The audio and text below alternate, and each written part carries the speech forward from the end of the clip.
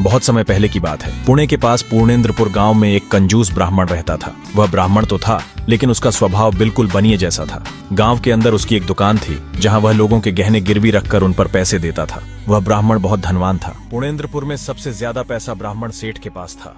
वह ब्राह्मण इतना ज्यादा कंजूस था कि अगर दूध के अंदर एक मक्खी पड़ जाए तो वह उसे भी निकालकर दूध पी लेता था।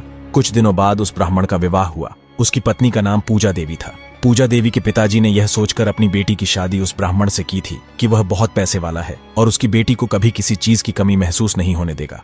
फिर उन दोनों का विवाह हो गया। लड़की के पिता ने जितने भी गहने दिए थे वे गहने पूजा देवी रोज पहनती थी। उन गहनों को पहनने के बाद वह रोज सुंदर दिखाई देती थी। एक दिन ब्राह्मण ने अपनी पत्नी से कहा कि तुम अब ये गहने उतार दो, मैं इन्हें अंदर तिजोरी में रख देता हूँ।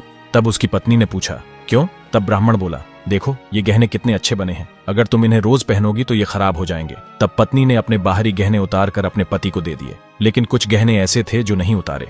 इतने गहने देने के बाद भी ब्राह्मण चाहता था कि उसकी पत्नी के सारे गहने उतर जाएं। इसलिए वह रोजाना अपनी पत्नी को टोकता रहता था और कहता था कि तुम ये सब गहने उतार कर मुझे दे दो। तब पत्नी ब्राह्मण से कहती थी, ये तो मेरा सौभाग्य है, इन्हें तो मुझे पहने रहने दीजिए। जब पत्नी ने ब्राह्मण को सारे गहने उतार कर नहीं दिए तो ब्राह्मण ने अपनी पत्नी के हाथ का बना भोजन करना भी बंद कर दिया और उससे नाराज हो गया। वह दुकान पर जाकर अपने नौकर से कहता था कि तुम अपने घर से मेरे लिए रोटी बनाकर लेकर आओ। जब ब्राह्मण रात को घर पहुंचा तो उसकी पत्नी ने उससे पूछा, आप मुझसे नाराज क्यों हैं? तब ब्राह्मण ने कहा, तुम मुझे सारे गहने उतार कर क्यों नहीं देती?